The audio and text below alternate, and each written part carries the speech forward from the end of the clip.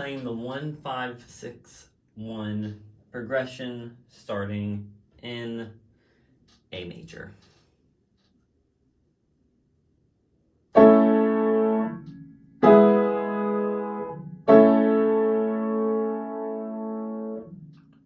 Now in B major.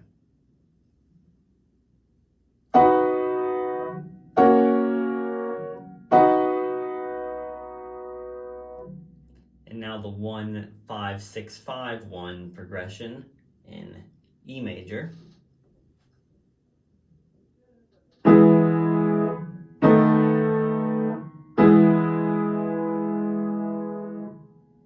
And in D major.